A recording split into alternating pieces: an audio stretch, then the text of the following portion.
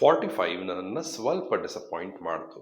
So ಅದು ನೋಡಿ ಆದಮೇಲೆ ಮಾರ್ಕ್ ಬಗ್ಗೆ ಕುತೂಹಲ ಇನ್ನೂ ಹೆಚ್ಚಾಯಿತು. ಅಟ್ಲೀಸ್ಟ್ ಮಾರ್ಕ್ ಆದರೂ 2025ಗೆ ಒಂದು ಒಳ್ಳೆ ಕ್ಲೋಷರ್ ಕೊಡ್ಲಿ ಅಂತ. ಮ್ಯಾಕ್ಸ್ ನನಗೆ ಸಂಪೂರ್ಣವಾಗಿ ವರ್ಕ್ ಆಗಿರಲಿಲ್ಲ ಅನ್ನೋ ನೆನಪು.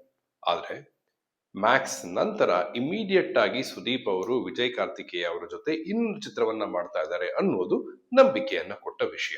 ಸುದೀಪ್ ಅವರು ಈ ಕಥೆಯಲ್ಲಿ, ಈ ಚಿತ್ರದಲ್ಲಿ ಯಾವ ಪೊಟೆನ್ಷಿಯಲ್ ನ ನೋಡಿದ್ರೋ ಅದು ನನಗೂ ಕಾಣಿಸ್ತಾ. ನೋಡೋಣ. ಮಾರ್ಕ್ ಅಂದ್ರೆ ಅಜಯ್ ಮಾರ್ಕಂಡೇಯ. ಆ ಪೂರ್ತಿ ಹೆಸರು ಚಿತ್ರದಲ್ಲಿ ಒಂದ್ ಎರಡು ಕಡೆ ಬರುತ್ತೇನೋ ಅಷ್ಟೇ. ಎಲ್ರೂ ಸುದೀಪ್ ಅವರನ್ನ ಮಾರ್ಕ್ ಅಂತಲೇ ಕರೀತಾರೆ. ಅಜಯ್ ಮಾರ್ಕಂಡೇಯ ಅನ್ನೋ ಹೆಸರಿಗಾಗ್ಲಿ, ಮಾರ್ಕ್ ಅನ್ನೋ ಹೆಸರಿಗಾಗ್ಲಿ ವಿಶೇಷವಾಗಿ ಏನು ಅರ್ಥ ಇಲ್ಲ. ಮಾರ್ಕ್ ಸಸ್ಪೆನ್ಷನ್ ನಲ್ಲಿರೋ ಸೂಪರಿಂಟೆಂಡೆಂಟ್ ಆಫ್ ಪೊಲೀಸ್. 18 ಮಕ್ಕಳ ಕಿಡ್ನಾಪ್ ಆಗಿದೆ.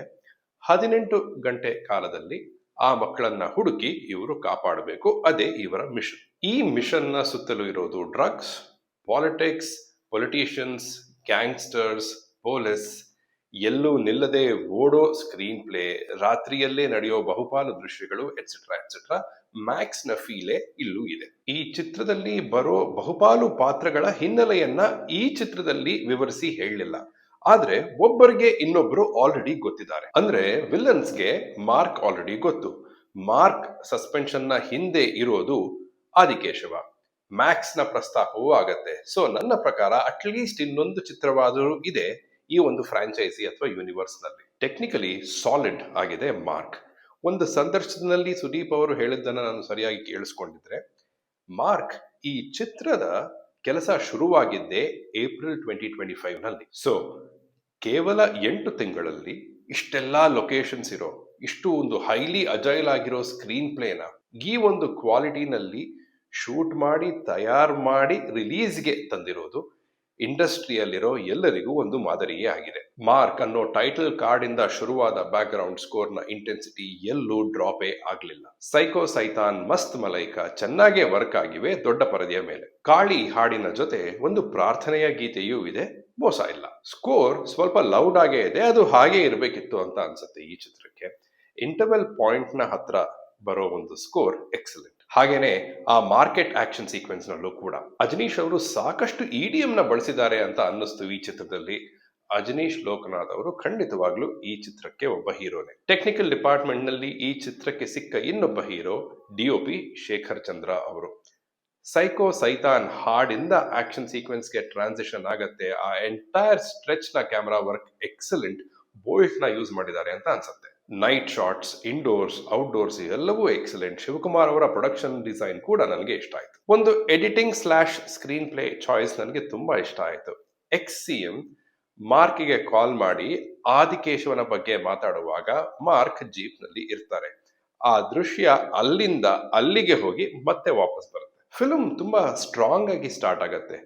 ವಿಲನ್ ಇಂಟ್ರೋ, ಹೀರೋ ಮಿಷನ್ ನ ಎಂಟರ್ ಮಾಡೋದು, ವೀರ ಯುದ್ಧ ಅಂತ ಗೋಪಾಲಕೃಷ್ಣ ದೇಶಪಾಂಡೆ ಅವರ ವಾಯ್ಸ್ ಓವರ್ ನಲ್ಲಿ ಬರೋ ಮಾತು ಎಲ್ಲವೂ ತುಂಬಾ ಗ್ರಿಪ್ಪಿಂಗ್ ಆಗಿತ್ತು. ಚಿತ್ರದಲ್ಲಿ ತುಂಬಾ ಫೈಟ್ಸ್ ಇವೆ, ಆದ್ರೆ ಅವುಗಳಲ್ಲಿ ಒಂದು 2-3 ಫೈಟ್ಸ್ ನಲ್ಲಿ ಏನೋ ಒಂದು ಇಂಟ್ರೆಸ್ಟಿಂಗ್ ಆಗಿ ಮಾಡೋದಕ್ಕೆ ಪ್ರಯತ್ನ ಅಂತೂ ಕಂಡು ಬಂದಿದೆ. ಸ್ಟೇಷನ್ ಫೈಟ್ ತುಂಬಾ ಎಂಟರ್ಟೈನಿಂಗ್. ಅದಾದ್ಮೇಲೆ ಒಂದು ಮೊಬೈಲ್ ಫೋನ್ ಇಟ್ಕೊಂಡು ಒಂದು ಫೈಟ್ ಬರುತ್ತೆ, ಅದು ಕೂಡ ಚೆನ್ನಾಗಿತ್ತು. ಸುದೀಪ್ ಅವರ ಪ್ರೆಸೆನ್ಸ್, ಅವರು ತಮ್ಮ ಪರ್ಫಾರ್ಮೆನ್ಸ್ ನಲ್ಲಿ ತರೋ ನ್ಯೂಯಾನ್ಸಸ್ ಆಸ್ ಆಲ್ವೇಸ್ ಚೆನ್ನಾಗಿದ್ವು. ಇದರಲ್ಲಿ ಬಾಯಲ್ಲಿ ಮಾಡೋ ಒಂದು ಮ್ಯಾನರಿಸಮ್ ನ ತಂದಿದ್ದಾರೆ. ಈಜಿ ಸುಸ್ತಾಗೋ ಆ ದೃಶ್ಯದಲ್ಲಿರುವ ನಟನೆ, is always very self aware and ambience aware ಅಂತ ನನಗೆ ಅನ್ಸುತ್ತೆ. ಹಾಸ್ಪಿಟಲ್ ರೂಮ್ ಹೊರಗೆ ಒಂದು ದೃಶ್ಯ ಇದೆ, ಅದರಲ್ಲಿ ಒಬ್ರು ಇವ್ರಿಗೆ ಮೊಬೈಲ್ ಅನ್ನ ತೋರಿಸ್ತಾರೆ. ಇವರು ಮೊಬೈಲ್ ಅಲ್ಲಿ ಆ ವಿಡಿಯೋನ ನೋಡಿ ಅಲ್ಲಿಂದಲೇ ಹೊರಟ್ಬಿಡಬಹುದಾಗಿತ್ತು, ಆದ್ರೆ 1 ಸೆಕೆಂಡ್ ತಗೊಂಡು ಮತ್ತೆ ಆ ಹಾಸ್ಪಿಟಲ್ ರೂಮ್ ನ ಬಾಗ್ಲನ್ನ ನೋಡ್ಕೊಂಡು ಆಮೇಲೆ ಹೋಗ್ತಾರೆ. ಇವೆಲ್ಲವೂ ಅವರದೇ ಇಂಪ್ರೊವೈಸೇಷನ್ ಅಂತ ನನ್ಗನ್ಸುತ್ತೆ. ಖಾಕಿ ಅಂಗಿ ಇಟ್ಕೊಂಡು ಡ್ಯಾನ್ಸ್ ಮಾಡೋದು ಕೂಡ ಅವರ ಐಡಿಯಾನೇ ಇದ್ದಿರಬಹುದು. ಕೊನೆ ಒಂದು ಶಾರ್ಟಿನ ಐಡಿಯಾ ಹಾಗೂ ಅವರು ಅದನ್ನ ಕ್ಯಾರಿ ಮಾಡೋ ಒಂದು ಆರಗೆಂಟ್ ಸ್ವ್ಯಾಗ್ ಚೆನ್ನಾಗಿತ್ತು. ದಮ್ ಹೊಡೆಯೋದು ಕಮ್ಮಿ ಮಾಡಬೇಕು ಅನ್ನೋ ಡೈಲಾಗ್ಗೆ ಇರೋ ಕಾರಣ perfect. Smoking I don't like, I avoid, but mark likes smoking, I can't avoid ಅನ್ನುವಷ್ಟು ಸಿಗರೆಟ್ ಅನ್ನ ಸೇದಿದ್ದಾರೆ ಪಾಪ. ಜೋಕ್ಸ್ ಅಸೈಡ್, ಇವೆಲ್ಲವೂ ಹೆಚ್ಚು ಕಡಿಮೆ ಈ ಚಿತ್ರದಲ್ಲಿ ನನಗೆ ಕಂಡು ಬಂದ ಪಾಸಿಟಿವ್ಸ್. ಈಗ ಈ ಚಿತ್ರದಲ್ಲಿ ನನಗೆ ವರ್ಕ್ ಆಗದೇ ಇದ್ದ ಕೆಲವು ಅಂಶಗಳನ್ನು ನೋಡೋಣ. ಹೀರೋ ಮಿಷನ್ ಏನು? ಮಕ್ಕಳನ್ನ ಕಾಪಾಡೋದು. ಆದ್ರೆ ಆ ಮಿಷನ್ ನ ಮುಗಿಸುವ ಒಂದು ದಾರಿಯಲ್ಲಿ ಸಾಕಷ್ಟು ಡಿವಿಯೇಷನ್ಸ್. ಹೌದು, ನಿಜ.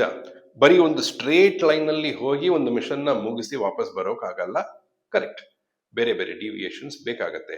ಆದ್ರೆ ಆ ಡಿವಿಯೇಷನ್ಸ್ ನಲ್ಲಿ ಬರೋ ಪಾತ್ರಗಳ ಬಗ್ಗೆ ನಮ್ಗೆ ಹೆಚ್ಚು ಏನು ಗೊತ್ತೇ ಇಲ್ಲ. ರುದ್ರ, ಭದ್ರ, ಅವರಪ್ಪ, ಅಶೋಕಣ್ಣ, ಸ್ಟೀಫನ್ ರಾಜ್, ಆದಿಕೇಶವ, ಇವರೆಲ್ಲರೂ ಯಾರು, ಅವರ ಪಾಸ್ಟ್ ಏನು, ಅವರ ಮೋಟಿವ್ಸ್ ಏನು ಅಂತ ಸರಿಯಾಗಿ ಎಸ್ಟಾಬ್ಲಿಷ್ ಮಾಡಲಿಲ್ಲ, ಅಥವಾ ನನಗೆ ಅರ್ಥ ಆಗ್ಲಿಲ್ಲ. ಫುಲ್ ಒಂಥರ ಗಜಿಬಿಜಿ ಆಗಿತ್ತು.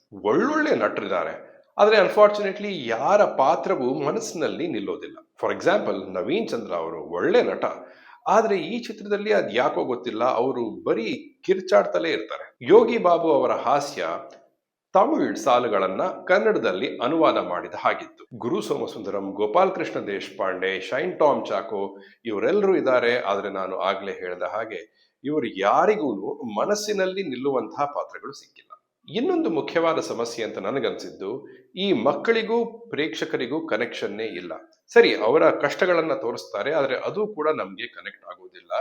KGF ಅನ್ನೇ ನೆನಪು ಮಾಡುವ ಒಂದೆರಡು ದೃಶ್ಯಗಳು ಇದ್ರೂ ಕೂಡ ಚಿತ್ರ ಫಾಸ್ಟ್ ಪೇಸ್ಡ್ ಆಗಿ ಕೆಲವು ಕಡೆ, ಹರಿಡ್ ಆಗಿ ಕೆಲವು ಕಡೆ ಓಡ್ತಲೇ ಇರುತ್ತೆ, ಆದ್ರೆ ಯಾವುದೇ ರೀತಿಯ ಒಂದು ಎಮೋಷನಲ್ ಭಾರವನ್ನ ಹೊರದೆ. ಹಾಗಾಗಿನೇ 18 ಅವರು, 13 ಅವರು, 4 ಅವರು, 1 ಅವರು ಅಂತ ಏನೇ ಕೌಂಟ್ ಡೌನ್ ತೋರಿಸಿದ್ರು ಕೂಡ ನನಗಂತೂ ಟೆನ್ಷನ್ ಆಗ್ಲಿಲ್ಲ. ಅಷ್ಟೇ ಅಲ್ಲದೆ ಮಾರ್ಕ್ ಇನ್ವಿನ್ಸಿಬಲ್, ಆತನನ್ನ ಸೋಲ್ಸೋಕೆ ಯಾರ ಕೈಯಲ್ಲೂ ಸಾಧ್ಯವೇ ಇಲ್ಲ ಅನ್ನೋ ರೀತಿಯಲ್ಲಿ ತೋರಿಸ್ತಾರೆ.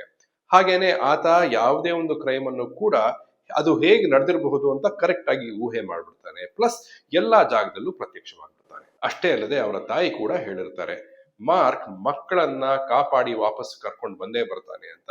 ಹಾಗಾಗಿನೇ ನಾನು ಹೇಳಿದ್ದು, ನನಗಂತೂ ಯಾವುದೇ ಟೆನ್ಷನ್ ಇರಲಿಲ್ಲ. ಸರಿ, ಮಕ್ಕಳ ಜೊತೆ ಹೇಗೋ ಒಂದು ಕನೆಕ್ಷನ್ ನ ಕ್ರಿಯೇಟ್ ಮಾಡ್ಕೊಳ್ಳೋಣ ಅಂತ ನಾನು ಪ್ರಯತ್ನ ಪಟ್ಟರೂ ಕೂಡ ಮಕ್ಕಳನ್ನ ಕಳ್ಕೊಂಡ ತಂದೆ ತಾಯಂದ್ರ ರಫ್ ಆಕ್ಟಿಂಗ್ ಇಂದ ಅದು ಕೂಡ ಹಾಳಾಯ್ತು. ಈ ಚಿತ್ರದಲ್ಲಿ ಬೈಗಳ ಹೆಚ್ಚೇ ಇವೆ, ಡಬಲ್ ಮೀನಿಂಗ್ ಡೈಲಾಗ್ಸ್ ಕೂಡ ಇವೆ. ವಿಜಯ್ ಕಾರ್ತಿಕೇಯ ಅವರ ಸ್ಟೈಲ್ ತಮಿಳ್ ಸಿನಿಮಾದಲ್ಲಿ ಬೇಸ್ ಆಗಿರೋದು ಮ್ಯಾಕ್ಸ್ ನಲ್ಲೂ ಗೊತ್ತಾಯ್ತು, ಇದ್ರಲ್ಲೂ ಗೊತ್ತಾಗುತ್ತೆ. ಒಟ್ನಲ್ಲಿ ಟೆಕ್ನಿಕಲಿ ಶಾರ್ಪ್, ಆರಂಭ ಸಾಲಿಡ್, ಅದಾದ ಮೇಲೆ ಗಾಡಿ ಅಲ್ಲಿ ಇಲ್ಲಿ ಅಂತ ಸರ್ಕಲ್ ಹೊಡೆದು ಕೊನೆಗೆ ವಿಧಾನಸೌಧದ ಮುಂದೆ ಬಂದು ನಿಲ್ಲುತ್ತೆ. ಗಾಡಿಯ ಸ್ಟಿಯರಿಂಗ್ ಮಾತ್ರ ಮಾರ್ಕ್ ಕೈಯಲ್ಲಿ. ಫಸ್ಟ್ ಕ್ಲಾಸ್ ಮಾರ್ಕ್ಗೆ ಮೋಸ ಇಲ್ಲ, ಡಿಸ್ಟಿಂಕ್ಷನ್ ಅನ್ನೋ ಟಾರ್ಗೆಟ್ ಮಿಸ್ ಆಗಿದೆ.